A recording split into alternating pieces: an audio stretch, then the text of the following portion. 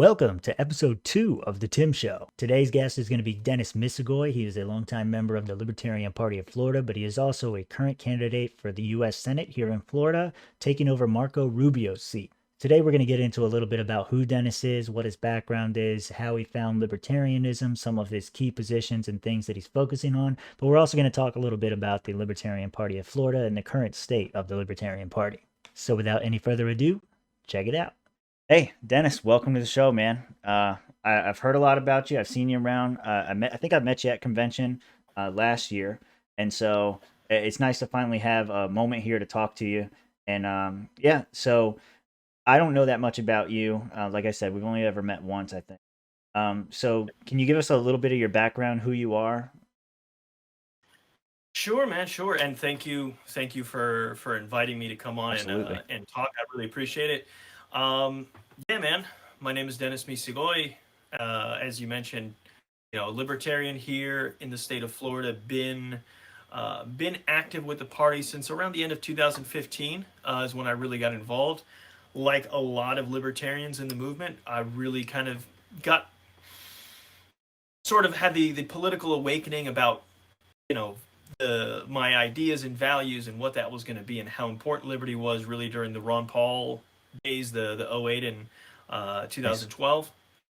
Prior to that, and I mean, just talking about my background, I guess in general, born and raised here in Florida, in particular in South Florida, in Miami, Miami-Dade County. Born and raised, son of two immigrants. My mother from Cuba. My father's those stories a little more complicated. Um, Grew up in Argentina, but both of them here. Well, I grew up, like I said, in Miami-Dade County, youngest of three brothers. Um, Kind of went through the normal motions at first, as what you would do as a Cuban American growing up in Miami and voting Republican. Wasn't until after 8 years of Bush and Republican majority in both houses for 6 years and the deficit skyrocketing. We think of it skyrocketing now from what it was Yeah, then. right. It's humorous when you think about it going from, less than 5 trillion to around 10 trillion. And you think about where we are now, it's pretty wild. But that was one of my first inklings, and some of the other stuff that they did then, and obviously then getting the chance to listen to the Ron Paul message back then kind of turned me on to it. After the two primary shots that he took went nowhere, I was kind of really down about it, and what's the word I'm looking for? Became a little disenchanted, or just I don't want to say apathetic again, but just a kind of, Yeah. all right, I'm not going to put more energy into it. That was the first candidate I ever donated money to. First, I actually registered as a Republican. I'd been NPA and registered Republican, so I could vote for him in the primary. And after that, I kind of, as time was getting a little bit closer to the 2016 election cycle, I said, you know what, man, this stuff isn't getting any better. And I'd already voted Libertarian in the last couple of general elections, whatever you may think of the candidates that the LP ran Yeah. at that time. Although we had some decent ones here in the state. But what I just was getting at that point in 2015, thinking, man, I really should get engaged. I should see what I can do. Found the county affiliate. There's some really good people. They were kind of going through a little bit of transition themselves, but got involved then. And actually, at the same time, back in from that time then in the beginning of 2016, with also some sort of interesting stuff going on in my local community, which was this tiny little special taxing district. We were going to come up and have the first elections for that, and there was a lot of drama going on in the community at that time, and so one thing led to another. So as part of something that we were doing with the LP in Miami-Dade, and as part of what was necessary for my own community, I got involved, ran for office actually there, and got elected to the Board of Supervisors for the Community Development District down there. Served there for a little over 4 years as in seat one on the board over there, and it was an interesting experience. I like in the first 2 years there, like I would refer to it as the Ron Paul experience. Yeah. I lost every vote against the majority, 4-1 or 3-1, depending upon how many people bothered to show up to the meetings. Of the other board members, there was four, and so it was usually like that. Any motion I made besides approving minutes or adjourning a meeting died for lack of a second. So it was Wow. It was an interesting experience, but in the last 2 years, I was there was a little bit of turnover in the board. I was able to kind of get some people, even though they weren't libertarians, but I could work with, and was able to make a lot of good change, stop some projects that nobody really wanted, and actually enjoy some good success all the way through to the end. So Yeah. it's modest experience, but it's something I'm proud of. I moved away from Miami-Dade County at the beginning of this year, and I'm up in Osceola County now, based out of here. But it almost doesn't matter for what I'm trying to do now, since we have the election cycle coming up in 2022. One of the things that bothered me a little bit about 2018 was the fact that we didn't run any statewide candidates at that time. And I know there's certainly a thought process of, well, you don't want to just run people to run people, and that's understandable, and I get that standpoint, and also from the standpoint of wanting to focus on local. I went hyper local the first time I ran, Yeah. but I do think it's important for us to put somebody out there the same way it's important for us when we try to get at the top of the ticket on the big years every 4 years. I think it's helpful, and also in particular for us here in Florida. Two other factors. One is that I think this race is going to be the U.S. Senate race in 2022 for Florida is going to be one of the most high-profile races with, former presidential candidate Marco Rubio as our incumbent, and the very likely Democrat nominee being Val Demings, who was big in the Veep stakes for Biden last year. So I think it'll be fairly high profile. And also, one last thing about it is you know, a lot of times we'll hear from libertarians in other states in particular about the issues that they have with ballot access laws. And for us here in Florida, I don't want to say that it's fair. I guess it's sort of fair in a sense. It's It's not the better same. than it It's is in not. other places. That's for sure. It's much more reasonable. Okay, because at the end of the day, on paper at least, the rules are the same for us. It's not like we need to pay the filing fee and get 50,000 or 100,000 extra signatures. If we want to go by petition, we have the same petition requirement they have. If we want to pay the filing fee, it's the same filing fee as the big parties. Obviously, $10,000 is a lot easier to raise for those guys than it is for us. Yep. And so that's part of the challenge. And obviously, raising money in general, obviously getting the word out.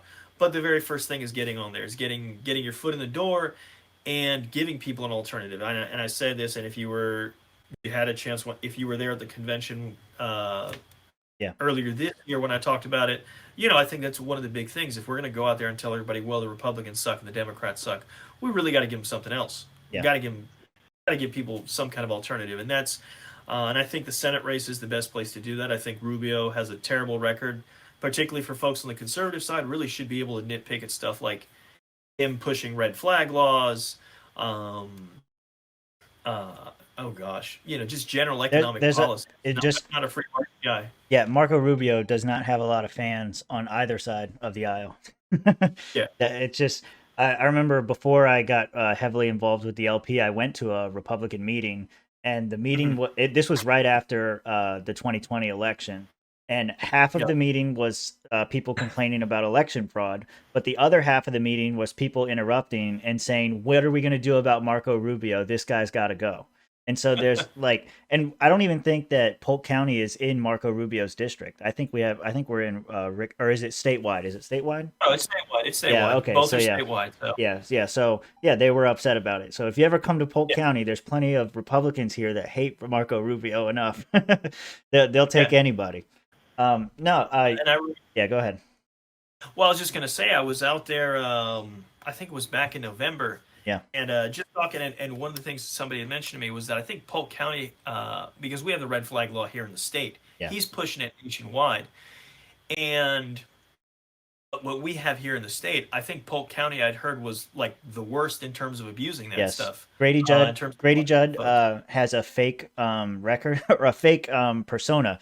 Everybody likes Grady Judd because they're like, oh, he's really great on guns, because during the Black Lives Matter stuff, he came out with this press conference and he was like, oh yeah, people in Polk County own guns and I encourage them to own guns. And if you try to go into their neighborhoods, they're going to blow you out of the doorway and I'm going to support that. And so a lot of people got behind Grady Judd. They're like, oh, he's a Second Amendment advocate and all this stuff. What they don't realize, which I didn't realize at the time, is that Grady Judd is the number one enforcer of red flag laws in Florida, and beyond that, he's come out against constitutional carry and against repealing red flag laws. And when asked about it, he went even further and he's like, "No, you don't understand. This is a great tool that we have to take weapons away from people." It's like, this is not a Second Amendment advocate. This is not a guy who cares. And he's the same way on drugs and everything else. He's just typical, take all the guns, ban all the drugs, lock them up kind of guy. Yeah.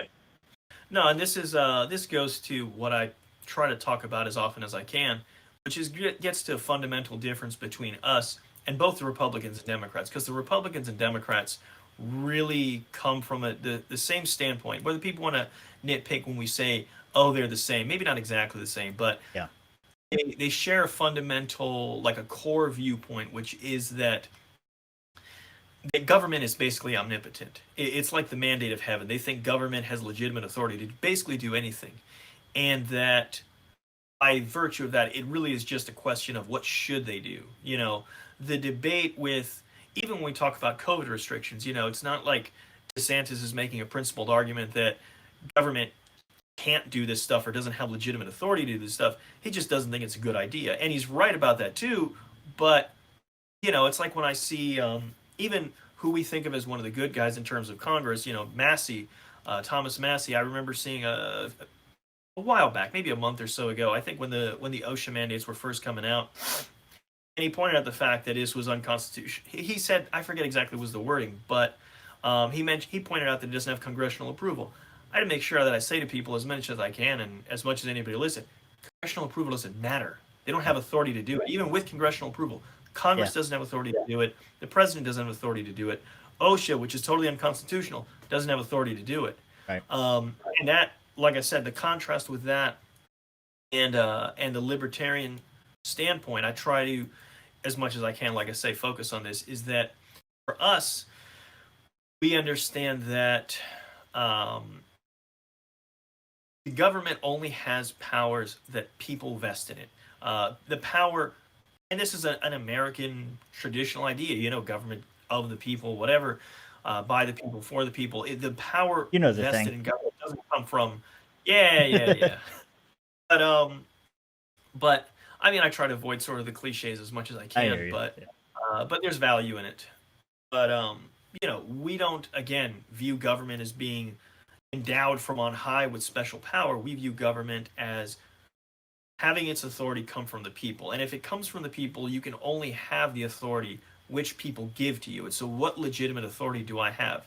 I have authority, and I have a legitimate standing to defend myself if someone wants to violate my rights, life, liberty, and property. But I don't have authority to tell, other people what they can own, whether they can go to have dinner if they didn't get a certain thing injected into them, etc., etc. I don't have standing to make those decisions for other people, and if I don't have standing to do that, me and 100 million other people can't dictate that for another 50 million. However you break down the numbers, it doesn't matter. At the end of the day, there's a finite limit, and on the power the government has. It is in large part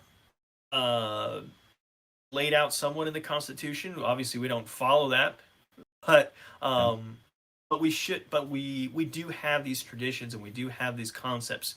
So it's on us to explain that distinction between us and the Republicans and Democrats, and really hammer that home as much as we can. And I think in terms of also looking at the state that we're in today, and obviously here in Florida we're a little bit better off. We haven't been locked down, and we haven't seen the magnitude of economic disruption and problems that other states have had.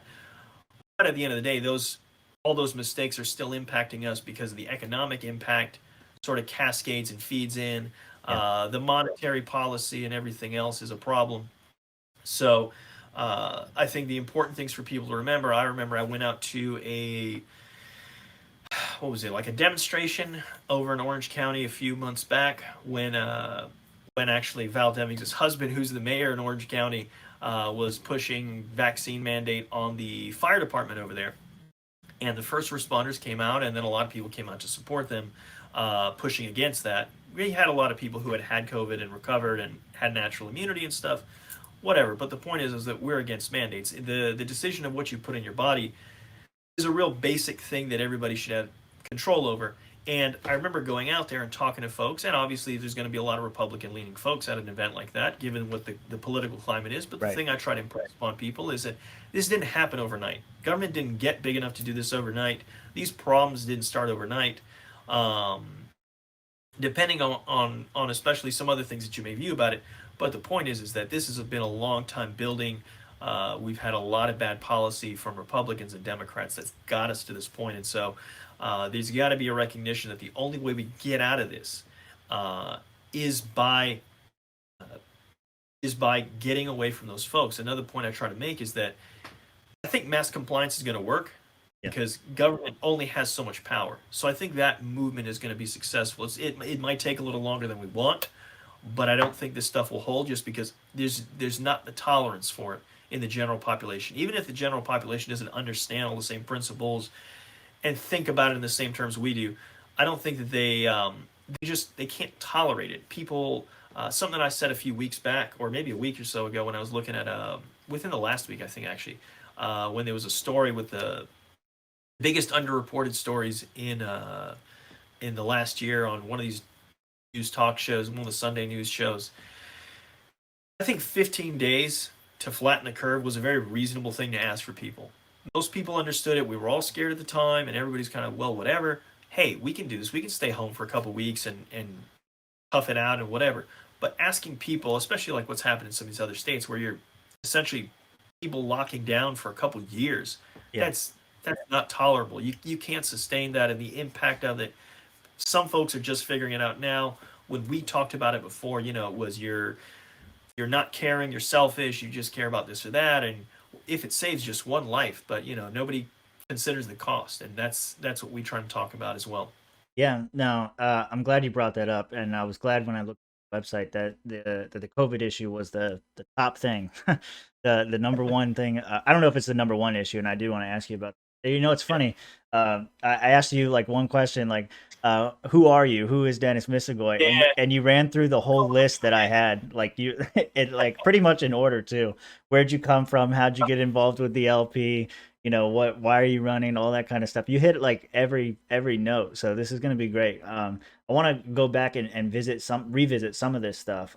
And I do want to talk about your campaign some more. I think I have a difficult question near the end, but I think you're going to have a good answer to it. So we'll see how it goes. But yeah, so how did you, I want to know this, what is your professional background outside of politics? What do you do on the daily when you're not talking libertarian? The daily 9 to 5 for me is I work as a software developer. Technically, the title I think I have right now is as a senior architect, but fancy. What I've done in my career over the last decade or so, especially, has been software development, mostly at companies that do other things. So developing the software that they use internally. I had 1 year where I actually worked pretty recently where I worked for a company that actually developed software where that was the company's business versus a company that is in healthcare or a company that is some kind of asset management and investment and stuff. Damn, dude. So even when you're not running for office, you're still in that damn suit. You ever take it off? Not really. It's funny. I was always, for a long time, I was like the most overdressed guy. Not so super overdressed, but particularly among my peers in software development and stuff, I was like always coming to work with a tie for years. The job I had for the longest time, still in a corporate office, but for 6 years, and this was in healthcare, we were doing practice management software and then integrating with electronic medical records. I was the only guy who came in with a tie. Whatever, that was fine. But I was kind of like to advance myself up another level. Dress for the job you want. You want to be a senator. Dress like one. That's right. So, it's just one of these things about how you present yourself, and I was trying to do that for a few years. After I left from there, I bounced around a couple places. And the last place I was commuting to normally, whereas actually the weird thing, where I was actually in a position, which is unusual in Miami, where I could actually use like the limited public transportation we have of taking the metro rail Yeah. up from down where I lived. Not technically from where I lived. I caught the busway on the express bus. Gosh, what was it now? The 150. I can't remember now. But anybody who lives down there by Cutler Ridge, Cutler Bay, the park and ride by the Target off of 216th, or yeah, anybody who knows that area, taking the busway up from there and then the train and stuff. But it was funny just because I was working around Brickell, which is near downtown Miami. Really nice area to walk around, but being a pedestrian in Miami is not conducive to wearing a tie. No, So I would imagine not. So eventually I dropped the tie, but was still a little bit more dressed than average. And then I really had to adjust when I spent my 1 year amongst all just software developers, where people were mega casual, and so I had to kind of downgrade it. And I've been working from home since March of last year, so right now the only times I really get a good chance to make myself look nice is doing political stuff or going to church. So other than that, I'm as laid back as can be. So yeah, no, that's good, man. So I see. I'll throw one more in here because you talk about professional background. Prior to, even though I studied for software development, my degree was computer science. But prior to that, I did work for a few years actually in education. I was a high school teacher for 4 years. Did a little bit of substituting before and after that, and a short stint at a technical school teaching adults as well. So, all right, take it back.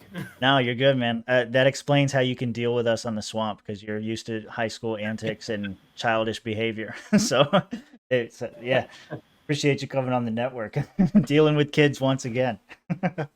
No, man.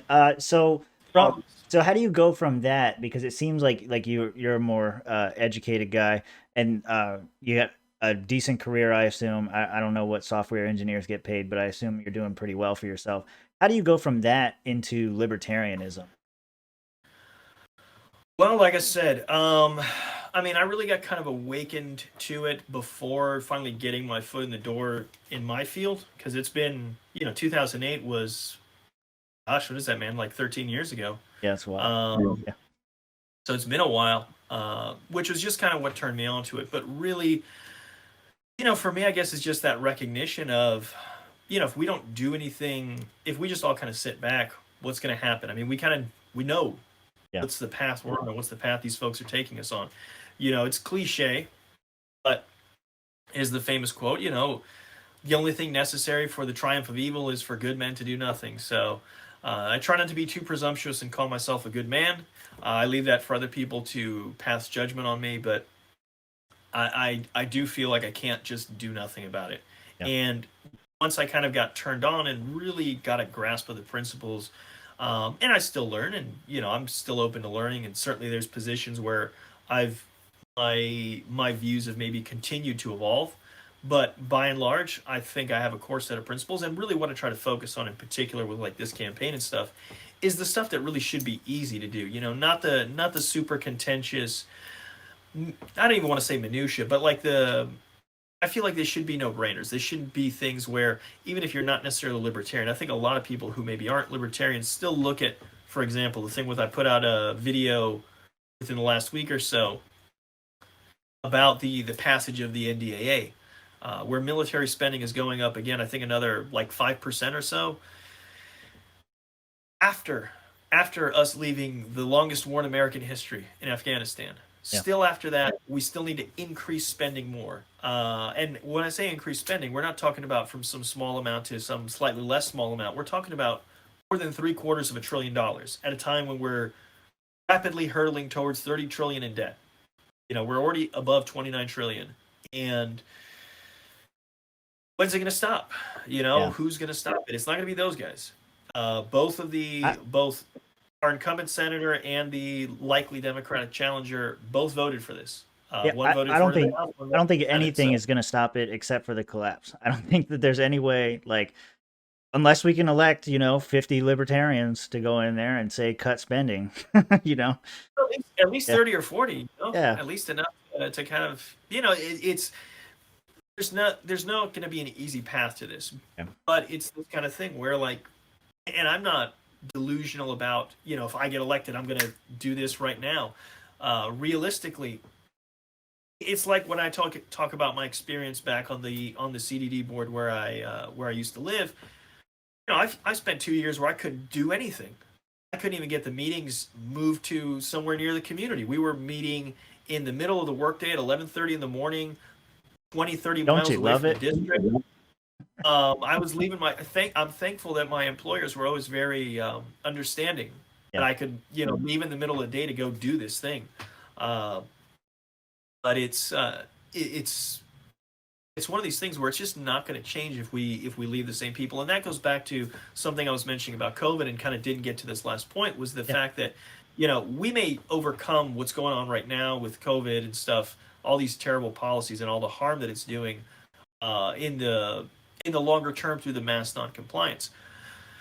But if the same people are in charge, it's just a matter of time until they find the next crisis, and they say, well, now here we have another crisis. Now we get everybody afraid, and we're going to jump in and grab some more power. It's the same thing that happened, whether you say legitimately or illegitimately after 9/11. These things don't go away. The TSA, Homeland Security, obviously the insane amount of military spending with no real oversight and no accountability. It just continues. And these folks at some point need to be held accountable, and either we do that or we don't. Now, like I said, overnight is not going to be changed, but we got to start somewhere. If we don't elect anybody, if we just leave these guys in power, I know there's a temptation to say that, look, we have much better odds, and it's true. We do have much better odds electing folks to local office. I was elected to local office, tiny local office, tiny district, Yeah. and I was able to do some good stuff. But this other stuff just continues on, and the question is whether you can tolerate that or not, whether the recognition that that's happening inspires you to some kind of action to say, I need to do something. Let me at least contribute. Let me volunteer. Let me do something to get active for it. And either it does that or it doesn't. But I think these are big things, and it's also something where it's not. Again, we talk about the money because it's very cut and dry, and it's sort of easy to measure, and it comes out of this budget, and we're talking about the national debt. I think is also, I've glossed over and I haven't talked about the human cost. Because the human cost is much greater, and the human cost is much more, to me, more inexcusable. Let's say we, hundreds of thousands, if not more than a million, innocent people caught in the crossfire in these wars. Some who get labeled enemy combatants. We've had U.S. presidents sending drone strikes to assassinate children who are U.S. citizens in some of these places. If you talk about the Al-Awlakis, whatever you think of some parts of that story, but the fact of the matter is that's stuff that's happening, and we're violating these basic rights. We're doing all this stuff, and at the end of the day, you're talking about killing people and destroying countries and having a real. There's no. It isn't like a lot of other domestic policies where there's a debate about whether this is harmful or whether you're hurting people or not. There's no debate about this, or you're destroying people's lives when you bomb hospitals and weddings and these sort of things. So they're.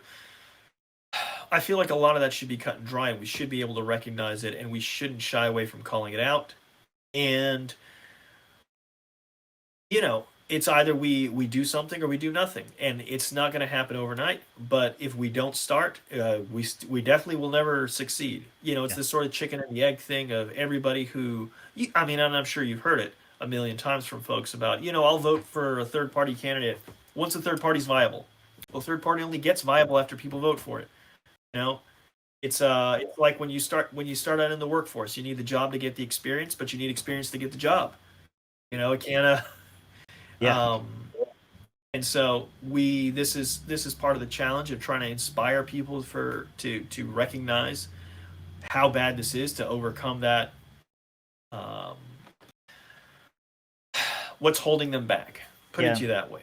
So trying to make that appeal to folks, but first you got to reach them, and first you got to be there. Yeah, and I think one of the ways we do that is by doing what you're doing. I have a different view on politics. I'm in the camp that believes that the local politics is the way to go, and if you're going to run any sort of statewide candidate or national level candidate, or at our current state of organization, even a county-wide race, very difficult thing for us to do. But if we're going to do it, we need a good messenger, because at the end of the day, you are going to be able to get in front of more people as a candidate.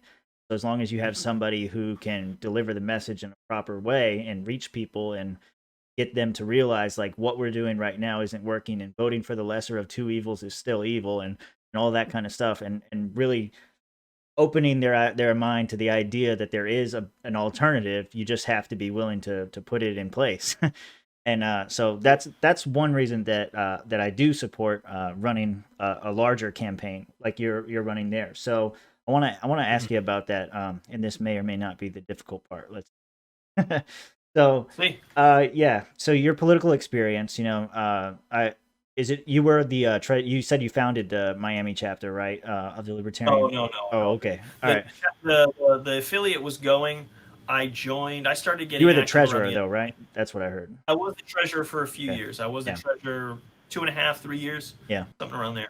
And then you ran for local office, like you said. You served in there for 5 years. You did that for 20. Just a little bit over 4, because Yeah. technically I served. I was elected originally in the 2016 general election, so in November that year. Um, Technically, I was reelected unopposed in 2020, but I left the district and resigned in January of this year. So it's just a touch over Did you? 4 years. What made you leave that position? Why not stay? Was it because you were moving, or? Uh, it's basically just moving. It Okay. was Yeah. family reasons for moving. Certain Yeah. things going on. We were trying to kind of get some of the family closer together. My brother-in-law and his family already up here in Central Florida. My wife kind of wanted to come up here, and it was something we were trying to do, and with my parents, and some other things happened, and it's particularly with the way last year was, and Yeah. also the fact that because I started working remotely the whole time, I figured um, it was something that worked out. Other circumstances kind of made it more of a priority, so it was purely family reasons that for us to leave, and um, I'm thankful that even then, like in the one of my second to last meeting as part of the district, we were able to stop this really unpopular project. It is an interesting experience again, being able to talk somebody out of it. Um, After we had all these angry comments from the community during the what's called the workshop section of the board meeting that we had, where we discussed the project and we had the public comments, and it got heated, it got nasty with some folks. I tried to calm everybody down, but after we finished listening to the people, I said, listen, guys, consider the cost of what we're doing. And I'm not talking about the money. I'm talking about, everybody being angry at each other, animosity between the board and the community. What are you getting out of putting this, Yeah. fencing off this area or whatever it is that's, this pointless. It didn't serve a good purpose, and is one of these situations where there's just no need for it, and creating conflict unnecessarily. But it's indicative of also something that happens in government at so many levels, which is the people who occupy a lot of those spaces all tend to be kind of busybody. Let me find something to do. Here, we've got this money. Let's go spend it, kind of Yeah. deal. And it's fighting against that. Yeah. So It's the same people in local government are the same people that run your.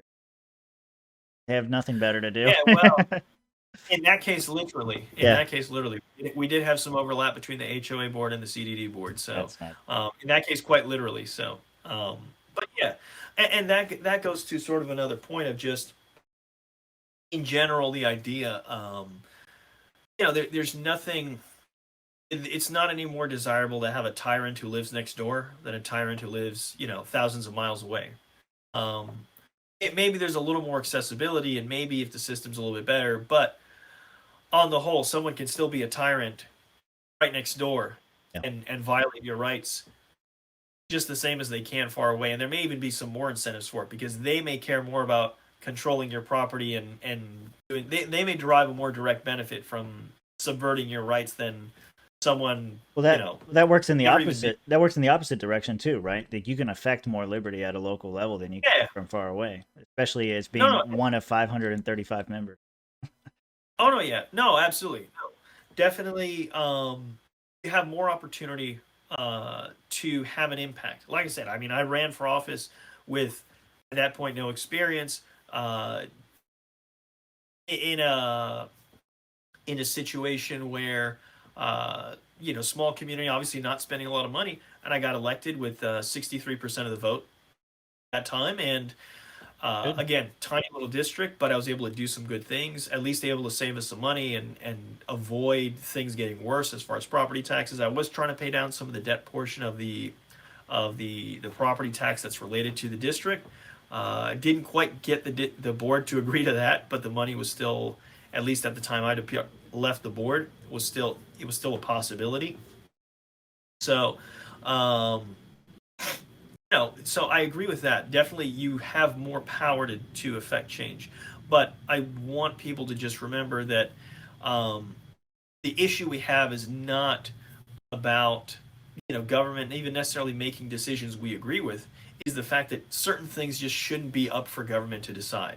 um, you see what the Republicans have tried to make a lot of noise about in terms of CRT in the schools, which really isn't that far off from the debates that we've had in previous, I don't want to say generations, but sort of maybe you can say, where they've talked about, had debates about public schools, what kind of sex education they should teach, or creationism in schools versus evolution, which seem like bizarre and whatever. But again, this goes back to part of what's wrong with centralizing decision making. Because if somebody wants to send their kid to a school that teaches this or that doesn't teach that, they should be free to, shouldn't they?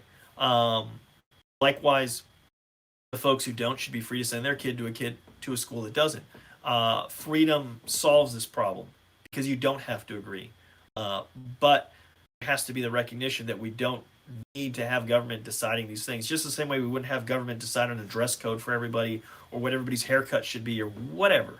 In a roundabout way, are you saying abolish the Department of Education? Well, I wouldn't be roundabout about that. I'd be pretty direct. As a former teacher, you could say that, right? Oh, absolutely.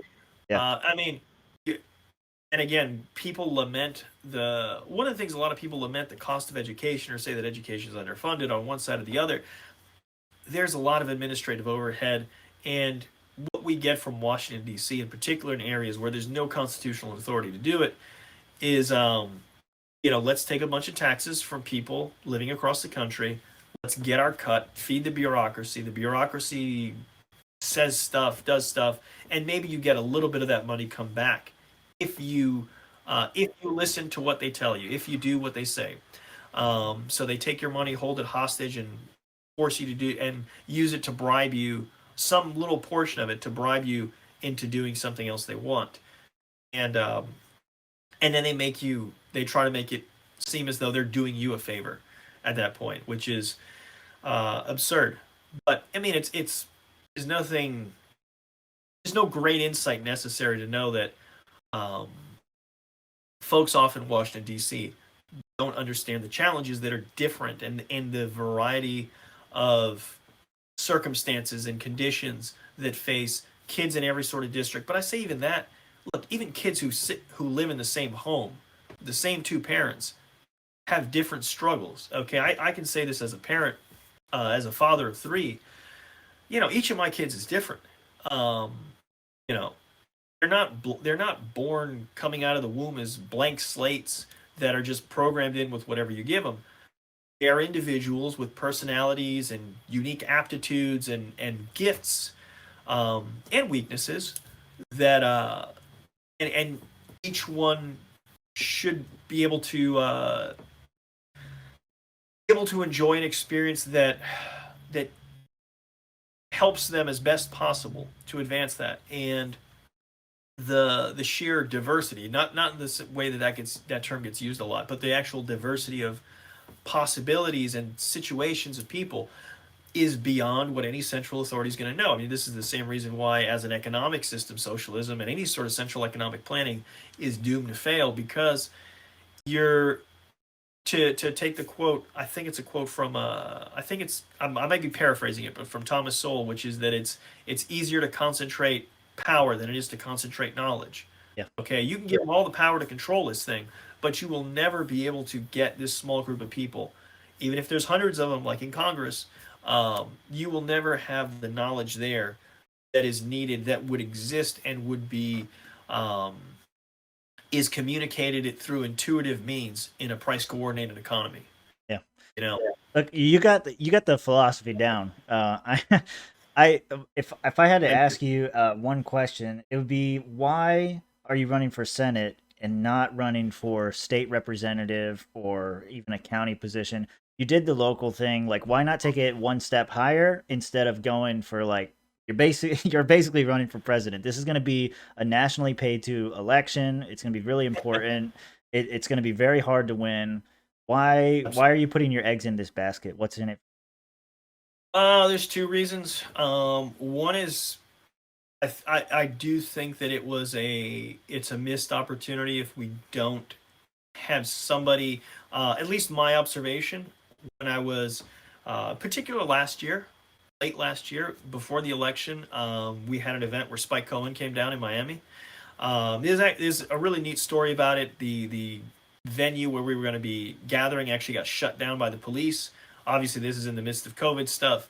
But it got shut down by the police, so we ended up having the event outside. It was a really cool vibe. It was him out there with megaphones, and then there was dancing. And if you know Spike and Tasha, and they're really good dancers. Yes. So so it was a fun event. Um, with a great vibe and great energy. And there was a lot of people there that I never seen before. A lot of people in South Florida, libertarians, obviously, that are coming out to support the Jorgensen Cohen campaign at that time that I never seen before and that weren't active in the county affiliate. And so the question is, how do you get people up in that kind of energy before, or get them excited again? Yeah. Now, I don't know that I'm necessarily going to do that, but how do we connect the dots between getting somebody who goes to that event to then volunteer for somebody who is running for, you know, city council seat 5, or even something maybe lower than that, where we have, like in Florida, we got the soil and water folks. We've got, I don't know that we have it in other parts of the in the state. I know in Miami-Dade we had the community councils, which are basically like zoning boards Yeah. for subsets of the county. But we got to connect the dots, and I think part of that is just trying to reach out to folks, get them excited about something, and then kind of move on from there, and maybe build up some kind of retention, hopefully. Part of it is that, and I just think it's also, given our ballot access, it's a missed opportunity if we're not in the conversation. There's no chance for us to change anything if we're not there, if we're not trying, if we're not running anyone. Then it's guaranteed that those guys are going to keep on winning. Yeah. That's something that's hard for me to swallow. And look, like you said, odds are, even if I run, even if I qualify and I do everything and I get my message out there, odds are still pretty solid. They're going to win. Even if I do everything I can. But I know it'll happen if I don't do it, if I Yeah. don't do anything. That's tough for me to swallow.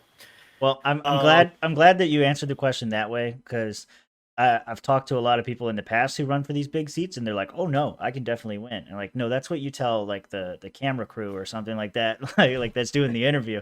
When you're talking to fellow libertarians, I know you're not going to win, so you need to like have the correct perspective, and I think you do.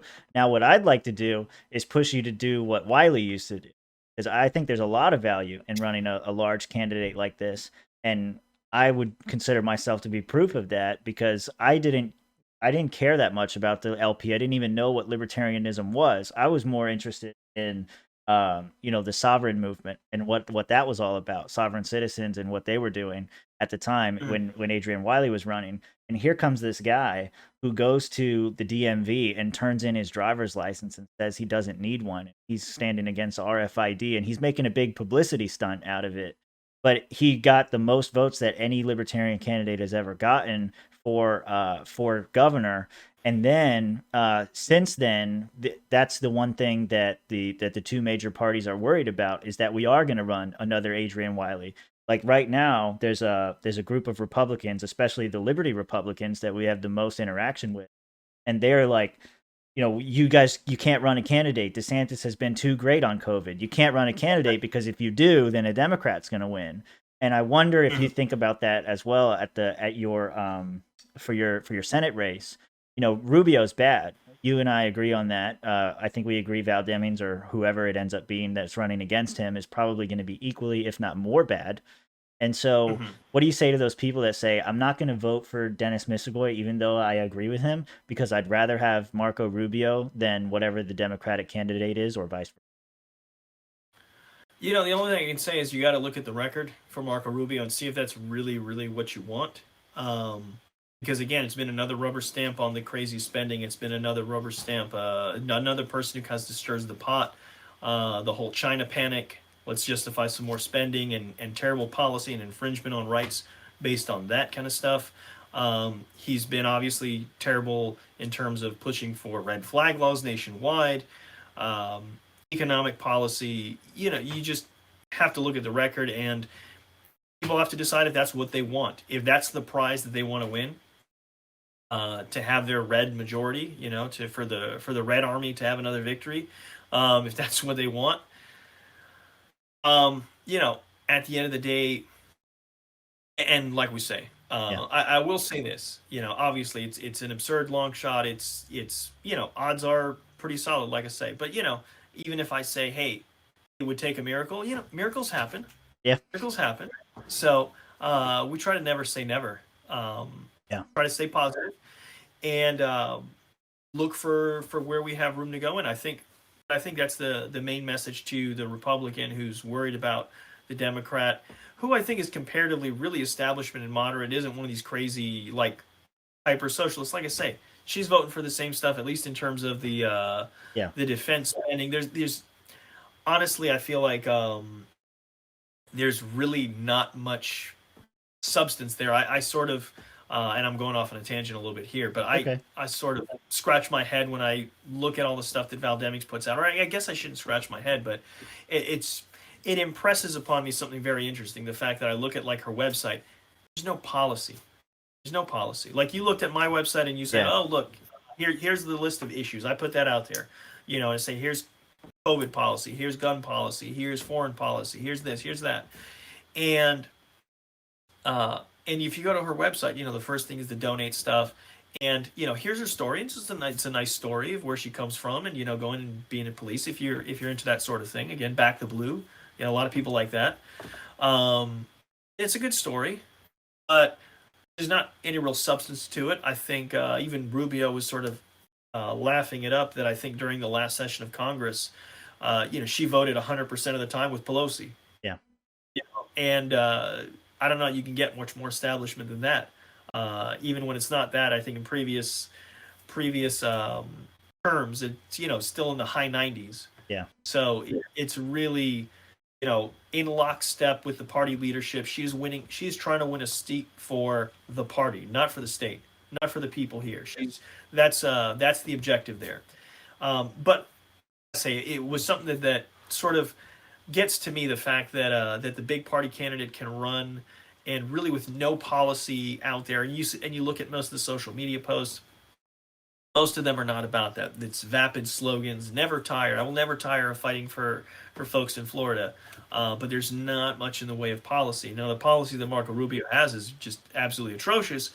So it's like I said, it's up to people to That brings up an interesting point. Maybe we're doing this wrong. Maybe we're focused too much on policy. Maybe we just need well, to have more slogans. well, there's something to that. There's Yeah. something to that, and I'm going to tell you a lesson I learned going back to 2018 when Larry Sharp ran for governor in New York. This is an observation I made because I was really sad to see like what the vote totals looked like at the end of that election. If you were following that one, I don't know if you did, but um, he had a lot of interesting stuff, like even kind of going beyond just libertarian ideas. He had a lot of like innovative solutions, stuff that maybe you don't say is necessarily libertarian, but you know, say from a pragmatic standpoint of you want to look at the status quo, move us in the right direction and take advantage of what they have because they need the revenue to just kind of stay afloat and get through some of these things and to maintain some of the systems they have like with public transportation. And so he had a lot of interesting ideas. And I remember talking about leasing naming rights to public infrastructure and things like that, where you could kind of harness the market Yeah. to solve some of these problems and certainly the funding shortfalls that they had up there. He had a lot of really interesting ideas, obviously a great speaker and really, I think, charismatic guy and very, um, very intelligent, comes off and he comes up with all these things. and it none of it clicked for the audience, or at least it didn't click for enough of the audience. Let me say it didn't get enough people in. Obviously, there were some people where he was, I think, going down and doing the work on the ground. Um, I'm not certain that. I guess here's what I'm trying to get at. Um, I think that what moves the needle, sadly, is not solutions that move the needle. It is emotion and outrage. And that's part of, I try to get a little bit talking about some of this stuff when I talk about with the military industrial complex. The fact that we're now going to spend $750 billion on the war machine that does all these awful things, is totally unaccountable, and at a time of real big uncertainty, real big financial uncertainty, not just the debt, but the inflation and everything. People should really be upset about this. They should look at this and be, this is okay, business as usual. It's like in the video I put together, I used the farewell address from President Eisenhower. 1961. We're talking 60 years ago. Yeah. And he, if you ever watch it, he gives the warning. That's when the term, I think, was the term was first coined. He says a warning. It says there's possible the disastrous possibilities or outcomes. We haven't heeded that warning. I don't think anyone can look at what's gone on over the last half of a century and say that we've heeded that warning. Certainly not the last 20 years, to be sure. So hopefully, again, things like that. When we talk about domestic drug policy, that hasn't been as much of a focus, but it's certainly something that I look at and say, we're destroying lots of people's lives, and it's not even succeeding in what it set out to do. You should be able to look at, if not the financial cost, certainly the human cost, and hopefully inspire an emotional reaction from folks that will lead them to the conclusion that I can no longer support Republicans and Democrats. So, but it's bridging that gap. It's bridging that gap and reaching out to those people. But I definitely think, there's something to it where for us, what clicks for us as libertarians is policy. It's to a certain extent the philosophy and the principles. For us, that gets us really excited, and we get really interested in that.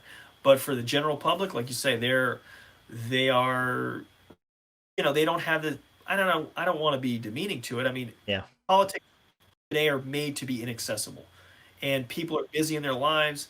They got to make ends meet, get through their job, get through their day, take care of their family, and whatever other responsibilities they may have. Politics is made to be inaccessible. Well, like you So said, we only like you said before, that's why they hold their meetings at 11:30 on a Tuesday. Yes, literally. Yes. That was my experience, and we've only got a limited amount of their attention span, of their time. Their time is precious. Everyone's time is precious. It's the most precious thing you have, more than your money, because you can earn more money, but you will never get that. You will never get yesterday back. So how you spend it is the most important thing. So we're asking people for their time, to give attention to what we're saying. We've got to make that's got to be a big hook to reach and get them in, and it's gotta tug at something inside. Because I think there's a quote from Reagan, which is pretty accurate, which says, I think, and maybe I'm paraphrasing, but if you've got to explain it, you're already losing. Yeah. And so we've got work to do. I've got work to do, but that is the work. Is to reach people and get past that point. Yeah. But where I'm at right now, I think, is just trying to get really the folks who do understand this stuff, the folks who understand this from the libertarian perspective, to just kind of get on board and help a little bit with this push. Yeah, I think like I said, I think you got the philosophy down. I think you got the issue down. I don't think you'll have problems getting support. I think you just got to give people a reason, and some people will look at it and say that there's futility in it because you're going for a race that you can't win. I think if you can package it in a way that say this is more about spreading liberty than it is winning at this moment, So yeah, I think in the future I'd like to see you run for something a little bit smaller, maybe state legislature, maybe a county spot or something like that. There's a Florida Free State project in the works. We're looking at targeting a county and concentrating. So if you want to come and help us take that over, that'll be cool. I want to transition out of your campaign specifically because we're getting close to an hour here. So I want to make sure we get on some of the more entertaining stuff. So you've been a member of the Libertarian Party for a long time now, and I've been I would say I've been a libertarian longer than I've been a member, and so now that I've started getting involved, obviously I rode in on this big wave that's coming now.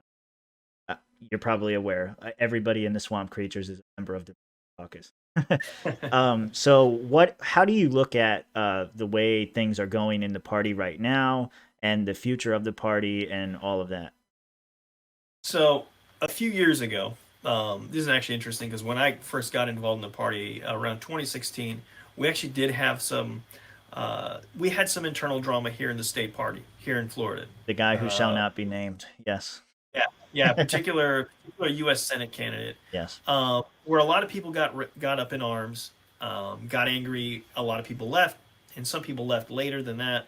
But there was a lot of drama. The first state convention I went to was 2017, and there was still some of that drama going on. But at the same time, we had kind of a changing of the guard from some of the leadership. Do you think? Do To you think it's? Do you think it's worse then than it is now? um, Which one do you think was worse? I don't think. Well, to get you to what I'm thinking about or Yeah. how Yeah. I view it, I'm hopeful. I'm Yeah. hopeful for the National Party that what we're going through now with the National Party is going to be similar to where we're going to go through this drama. Some people are going to leave. They're going to get angry. But at the end of the day, we're going to be who's going to be stay around is going to be the people who want to work, and that we're going to be better off and more unified for it, I agree. even where there are ideological differences. So I'm hopeful for that. That because I do think that's more or less what's happening here in the state. Not that everything's perfect, but I think we've had a good group of leaders and in general folks who want to work together. And we got past it. I always said at that time, and I still think the process worked. We had our interesting person running for office, and he got primaried basically by an empty suit, and the empty suit blew him out by like 70%. So I'm confident that those things work. And eventually Yeah. that guy left, and some other colorful characters that we had who were problematic or drew a bit of fire, and a lot of people attacked Florida over it. Those guys left as well. And I think we're stronger for it. So I'm hopeful for something like that to happen Yeah. at the national level. I don't like. Obviously, I would prefer to not have the factionalism, not have the drama. Of course. I would like to see different things, and I personally haven't been a member of any of the caucuses for that reason. I'm I aware. have been, I would say, friendlier to, or at least sort of adjacent towards the I, Mises Caucus folks. yeah. I was a I'd put supporter you. of. I'd put you in the same camp as DL Cummings. Actually, Yeah, I'm sure you're familiar with him. He's yeah, not. yeah, He's not a member either, and he has valid criticisms of the caucus, and that's okay, and we're fine with that. Internal stuff. We nominated him for something, even though he's not a member, because it's not about being a member. It's just about being effective. And I don't know. I don't want to. I don't want to ruin the interview, but it's yeah. but Go I ahead. was I was supporting Josh Smith when he ran for chair both in 2018 and 2020. Should I ask if you're I supporting him felt for good vice about chair? yeah, no, I think he. I've talked to him a bunch in the past, and when he came out to our conventions, and he always seemed to have kind of the right idea. Some of the stuff that just didn't make sense to me in terms of stuff that was botched under the time of Sarwark, and obviously the way JBH went out was quite embarrassing and really really lamentable. So You know what's good about that though is like you were saying, we're going to be better for it as we move forward. But also, it was embarrassing to people like you and I who pay attention to that stuff, but most people just don't even know. like oh, who? absolutely. Yeah. No, I don't think it has a big impact on the grand scheme of things. But ultimately, Yeah. and this is to the extent I limit how much attention I want to give to national. I limit certainly how much I want to give anything else to national. They had that big drive to put out the video. They raised something over $30,000, and it took a month, and they put something out, and it was, people were kind of about it, and I don't know how much of the money ended up going to try to push it out in places or buy ad space for it. but it didn't seem to really materialize into a lot. And I know a lot of people were upset about that. And it's one of these things where you question the judgment, and certainly where they're asking for money. And it's one of these things where I guess I behave sort of like a stereotypical Miami sports fan of, I only want to go out when my team's doing well. I don't say when my team's just doing well, but you got to be trying. I got to believe that you're trying. I got to believe that you're trying to put a good product out there, to be willing to spend my time and my money and my energy to support something. And it's the same thing with that. I want a good LNC. I want a good national leadership that I can be proud of. And when we had Sarwark and the kind of the bickering, I remember about having Ron Paul come to the convention or not. It just didn't make sense. It just didn't make sense. And certainly the debacle with New Hampshire affiliate is just, and like you said, at the end of the day, most people, certainly the average person outside of the party, even registered libertarians who aren't really active in all this stuff, have no idea what this is going on. I do recall I briefly spoke to Amash, and I think he talked about it a little bit when he was had the event at the convention. The Republican Party, at least because he was part of the Republican Party, is much more dysfunctional. It goes through a lot of this. We all has do. a lot of. Ours is just public. Ours is just public, and really, I guess maybe because we have less going on, there's less to sort of blot it out. We don't have hundreds and hundreds of, well, maybe we have hundreds, not thousands or so, of elected officials from our party out there who, would take the spotlight away from that sort of internal drama. But again, this is more stuff that we focus on. I do want good leadership for the party. I'm hopeful that'll happen, and I trust the process, For better or worse, I think if it doesn't, then, we reevaluate later on. But I agree with you. I think we're going to be better off for it when all this is said and done. And so to transition to something fun while we wrap this up. Sure. Are you going to the convention? That is definitely my plan. There's awesome. Not really many good excuses for me not to be there. Yeah, right. It's going to be pretty close to you, actually. It's going to be closer than it was last time. Slightly. Yeah, slightly. I think I'll just catch less traffic.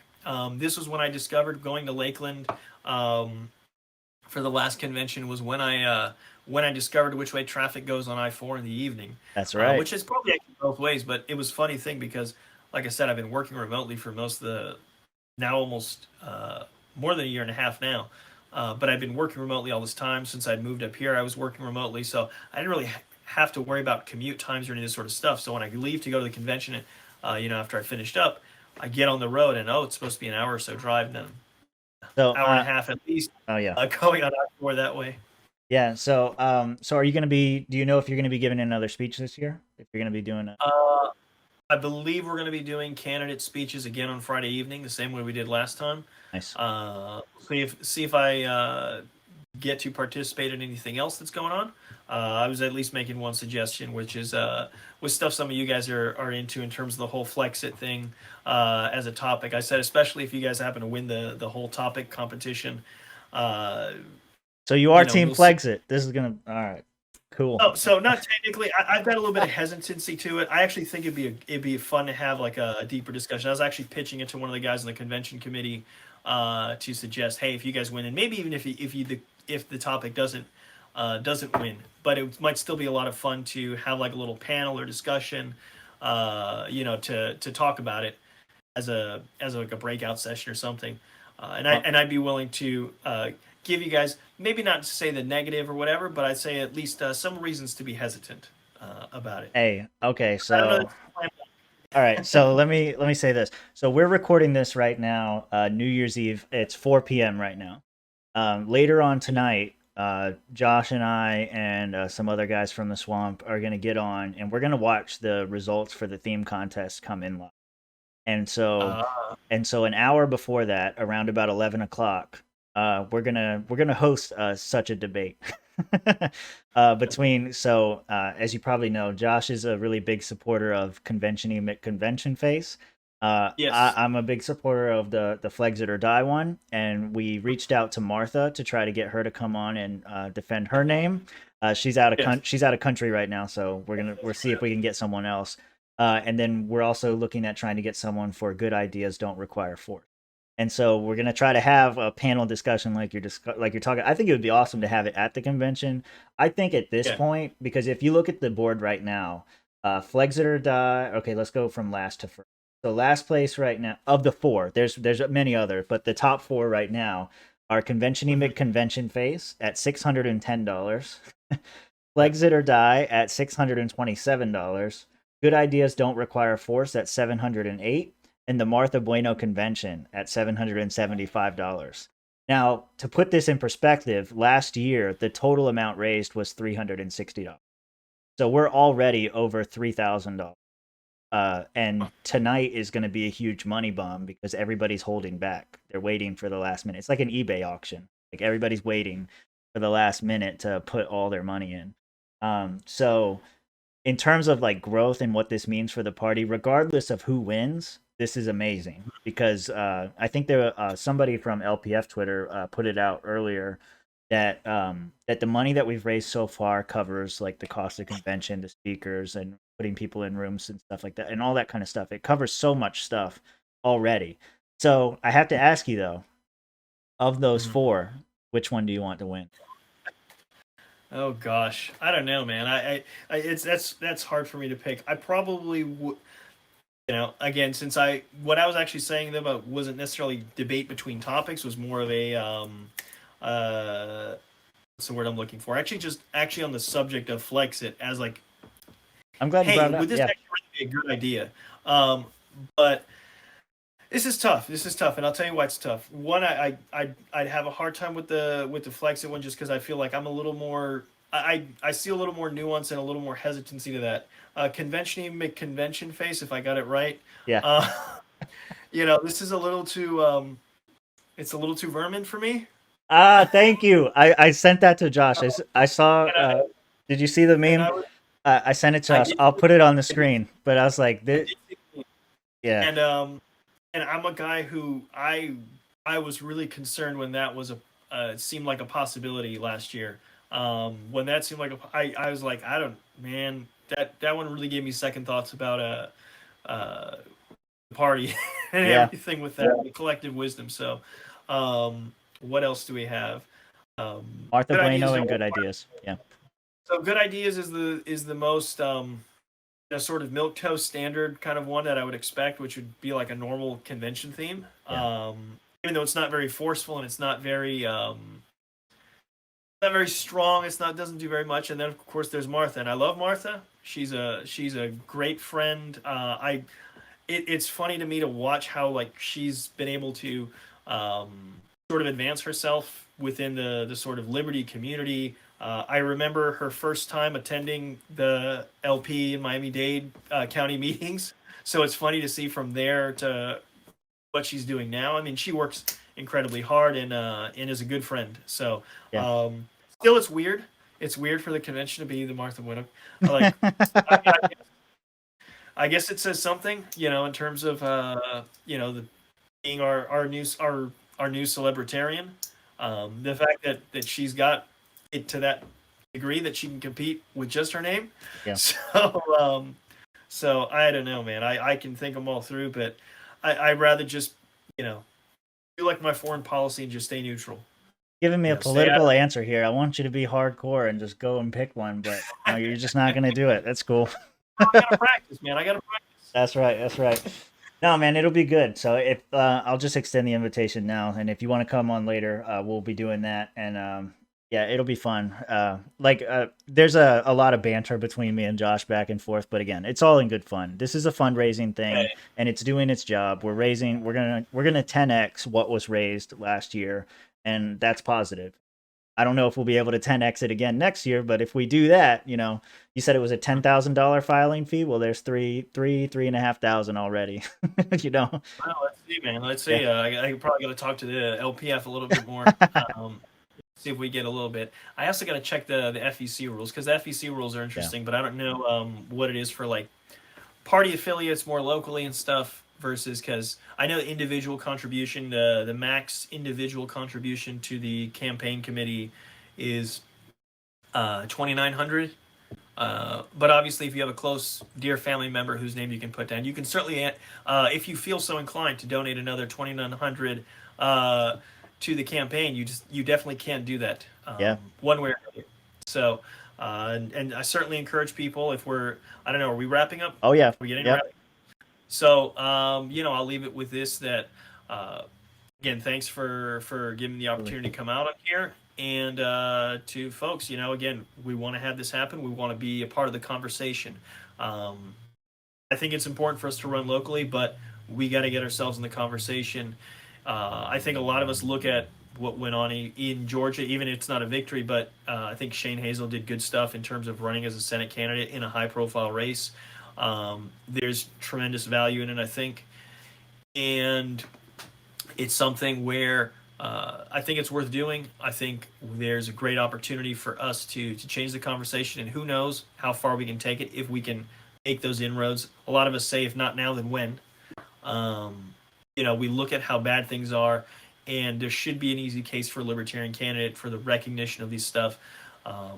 But we can't do it if we're not even there, if we're not even in the conversation. So that's where I need the support of everyone who wants to make that a reality. Who doesn't want to just put the name out there, but who wants to get the message out there. So we need more than just the bare minimum. We need to be reaching out to folks. I'm going to try to leverage my skills as best I can, stuff that I can do, but it can't be just me. Nobody can do this stuff alone. That's why we have a political party, is because nobody can do this stuff alone. So I ask for folks' help. I've had the URL in the bottom underneath my name the entire time, so you can go there. There's a donate button up on the top right corner. There's a get involved, I think, is down at the bottom. But you can navigate your way around. And like I say, please get involved, and let's make some noise. Let's spread the message. Absolutely. Let's let people know what's going on. Absolutely. Dennis, it's been great having you on, man. And we'll do this again. I want to next time we're going to debate Flexit, though. I didn't know that you were that this was going to be contentious, but we'll do it next time. Sounds good. Sounds like fun. Awesome. All right, and there you have it, my interview with Dennis Misigoy. Once again, thanks to Dennis for coming on, and thank you for watching. And just in case you're wondering how the theme contest turned out, from February 25th through the 27th, myself, Dennis, and many other members of the Swamp will be down there in Melbourne, Florida at the Martha Bueno Convention, the official name of the Libertarian Party of Florida's 2022 convention. Anyway, like I said, it was a great show. It was good to have Dennis on. It was good to talk with him one-on-one. I didn't know that he had such feelings against the idea of Flexit, so that is something that we will talk about next time I have him on the show. If you want to be on the show, best thing to do is to find me on Twitter at Tim Crosby Jr. Like I said, I want to take this show in a little bit of a different direction than we do on the Swamp Creature Show. Try to talk about things that are happening here in Florida, why we should push for secession, and all those such things. So if you or someone you know would make a good guest, then just let me know and we'll have them on. Anyways, thanks again for watching. If you want to see any of the previous episodes or any future episodes of this show, you can always find them here on the Swampcast Network. And don't forget to check out our flagship show, the Swamp Creatures Podcast, every Friday night at 9 p.m. Eastern. Thanks for watching, and I'll see you soon.